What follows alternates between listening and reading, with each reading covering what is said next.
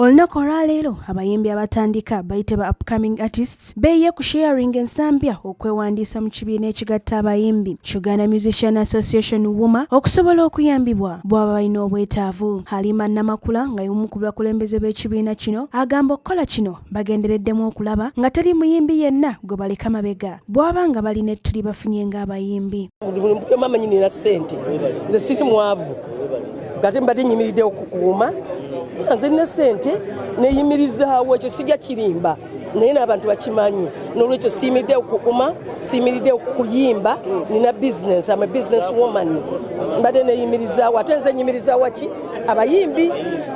ate nze mbayimirizaawo kati ate nze nyinza okulya ssente ng'ate nze mbayimirizaawo upcoming kati ali waggulu olwedde mumumanyi kati tulwa kikimuyita tuli nnyo kuba upcoming tugenda okukolako kyetugenda okukolako kati tugenda tujja kwagala nti buli muyimbi ajje n'ennyimba at least 2. Namakula era agamba kino kyakuyamba okulwanirira obwannannyini ku copyright kubanga bateekamu kingi kyokka ne bafuna kitono era nga bakuwandiisa abayimbi bonna okwetooloola eggwanga. Gwe mulembe oguliwo ennyimba zimala omwezi gumu ne ziggwako oba weeks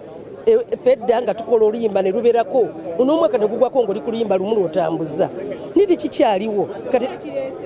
kikyaganye omanyi aba radio be basinga okukola kino kasaba baplaying ono ne baplaying ono ne baplaying ono ne baplaying ono tekijja kukola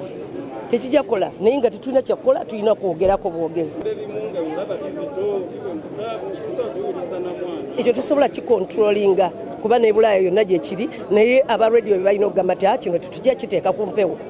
tojja kiwulira nga tekiri ku mpewo. Fiina Mugerwa nga ye ssaabawandiisi w'ekibiina kino agamba nti abantu mu mirimu emirala nga bwe beewandiisa nabo bateekeddwa okwewandiisa kubanga bangi beerimbika mu mulimu gwabwe mu bukyamu. Balalo bangi nnyo lwakuba nti bawulidde omulanga ate bonna abayimbi bangi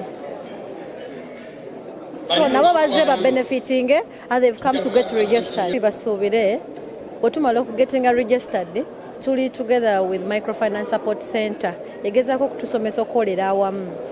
eri ready okutukwatirako we babeera nga bali as a team. Microfinance Support Center is an agency, a government agency ekolagana n'abantu nga bali nga team oba bataano mwina something to do they can give you a hand. So in its partnership with Uganda Musician Association it's going to help out the artists as long as they are moving as a team. Ate bo abamu ku bayimbi abato betwogeddeko nabo bagamba ekisinza okubaleeta kufuna nsimbi basobole okumaliriza ebizibu byabwe ng'ate abalala basabye bwe bamala okubawandiisa batandike okulwanirira eddembe lyabwe ng'abayimbi kubanga lirinnyirirwa nnyo. Olwaleero ekituleese wano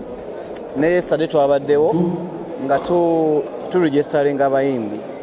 abayimbi abo aba UMA tuli mbaregisteringa kuba wabaddewo fakeness nyingi nnyo nga abayimbi bafuna kaadi ez'ebicupuli abayimbi nga bafuna t-shirts ez'ebicupuli kweganga waliwo abantu abasabotaji nga akakiiko kaffe so abantu abo twabawumuzza Baron ne Walter tuze tufune ssente tusobole okubaako nga byetukyusa mu life yaffe kati ffe ng'abamu